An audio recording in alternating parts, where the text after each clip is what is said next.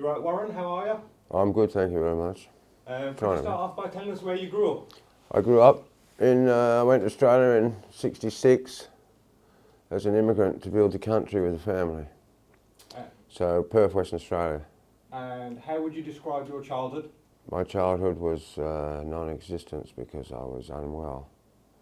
I had instant amnesia from birth, so I lost all my friends. I never kept friends. I was always on my own, yeah. A walking zombie, yeah. Do you have any siblings? I have 3 stepbrothers and a stepmother. My father's real blood, yeah.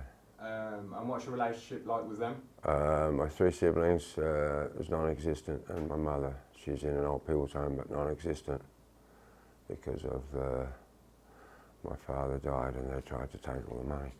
So they wanted me out of the way so they could have everything, yeah. What about your education growing up? Education was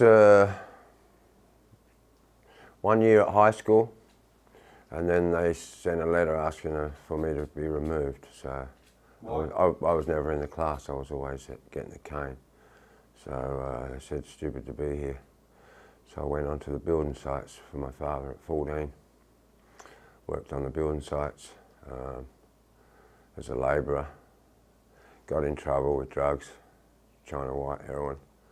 Became addicted to heroin and ended up in prison for 7.5 years. Spent 7.5 years in prison. Got released, done armed robberies and got 8.5 years. What did you go to prison for the first time, for 7 years? Fraud. What was you doing?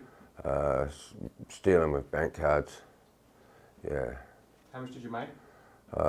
Quite a few thousand, yeah.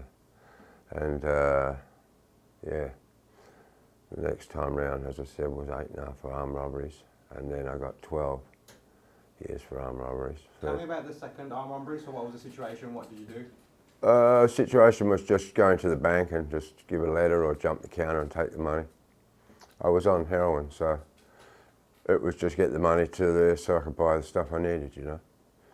Didn't matter how I got it, just, yeah. And then you went to prison the second time for 7.5? 8.5, second year. And what was your life in prison like?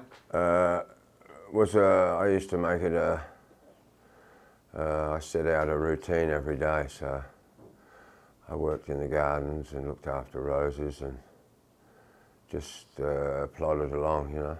Had a routine, go back, you get your dinner, you go to cell, TV, watch your documentaries and sleep, and same cycle every day, you know. And then your third time, what was the logistics of what happened? I got 12 years for armed robberies. The judge was a bit confused, but he said if you come back again, I'll give you 25 years. So. And the third time, was it a bank again? Yeah, banks again, yeah. Just same setup? Taking the money for China white, yeah. It was a cycle. But I was unwell too, you know, so I was a walking zombie, shooting heroin. I guess it was a reprieve to go to prison and have a bed and meals, you know, to get away from the drugs and crime. Yeah. And then what was next for you, Warren? After that,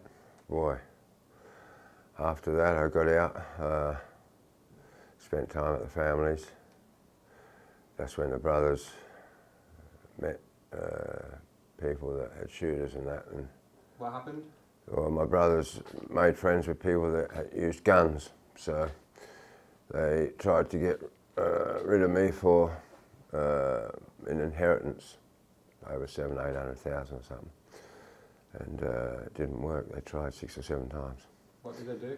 They paid people 10,000 to have me shot, and the first one I knew him well in the car, and I got in the car, he had the gun and everything, and he had been paid 10,000. He said, I can't do it, was. He said, I know you too long. So he said, you go back inside the pub and I'm going to take off with the money. They caught him. He's gone, they shot him. Yeah, he ran off with the money. Refused to shoot me, so they shot him. Not funny, but he was a good man. And 6 other times they tried everywhere. But I've had something protecting me for a long time, so they gave up. They thought it was just luck, but it wasn't, you know. They couldn't get me, so they decided to give up. And they couldn't find the money either. My father was too smart before he died. He got onto everything and he withdrew all the money and he buried it in on the 5 acres where we lived. Nobody knew. I knew. I caught him doing it late at night. He told me to be quiet and I did. But I forgot I had amnesia. So everything I forgot the next day. But I know, the next day I know when I look at people in the eyes that something happened that day before with them. Whether it was positive or negative, I know when I look them in the eyes too. So usually it was negative. They'd done something, but I didn't know what, you know. So I used to steer away from them, yeah. And that was a good sign, and it worked well too, 100%. And yeah, so. And then what happened? What was next? Next, after that, boy, I lived there for quite some time with my family, and then my father. I know my father died while I was in prison the last time. 2002 he died.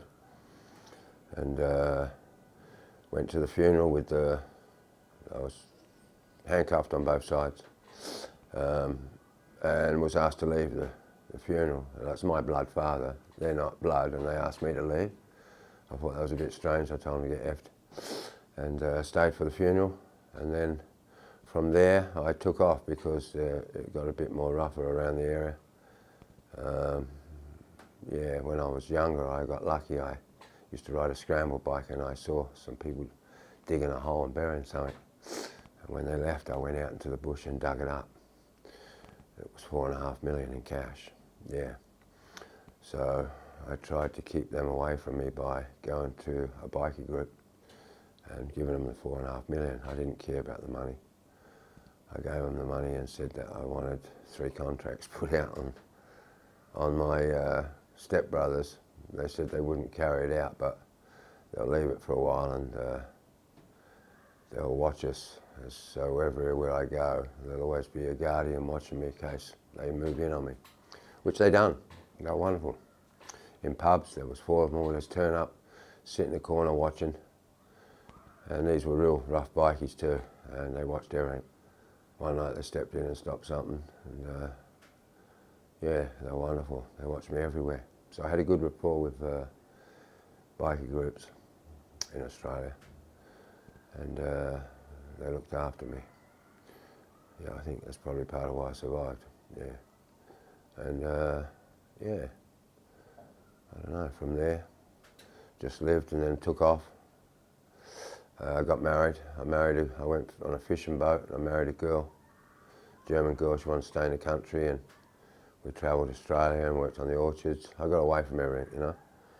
But eventually I had to take off, so I got a job over in Victoria. I split up from her and went to Victoria and got a job on traffic control on the roads and saved the money. And I bought a ticket and flew to England 10 years ago to get away from it all, knowing that in England I'd be safe, you know, and I could just live normally, yeah.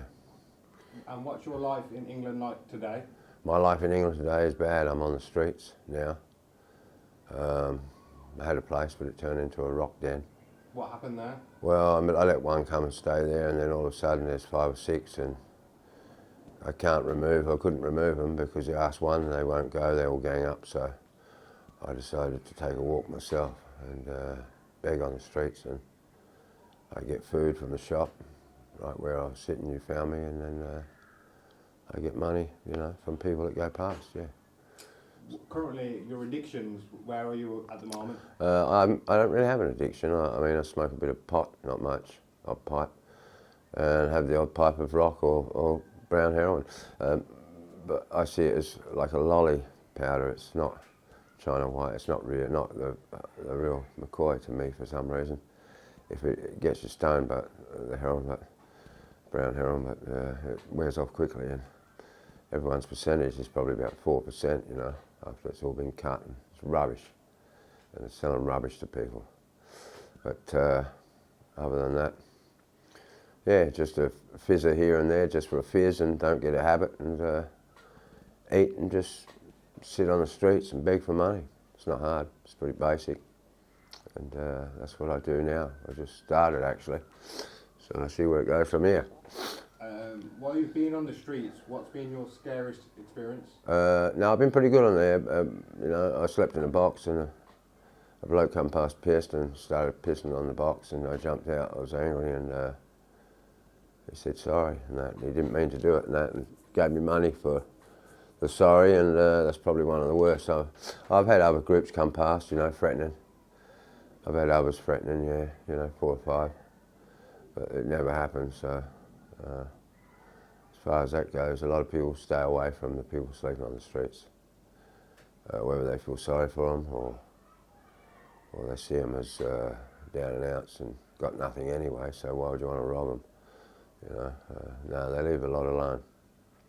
You get the odd case, that's because the one on the street is the one that's the troublemaker, and he's unwell or something, you know, and that's why they get. Are you on any prescription drugs? I was on methadone. I got off of methadone. Methadone was all right, but I become reliant on it and had to turn up every day to pick it up, and drove me bonkers. So I'm better off just to get away from it. I just walked away from 30 mils there. Never went back. What would you say as well, Warren, is the worst memory of your life? The worst memory of my life is when my family were trying to get rid of me in all different ways. They tried to run me down, shoot me, set me up on a school oval to sit on a bench and tried to shoot me in the back of the head. They tried everything. That's probably the worst part of my life. But then going away confused, wondering what was going on, you know, till it all came together, and then my father dying, and that left me.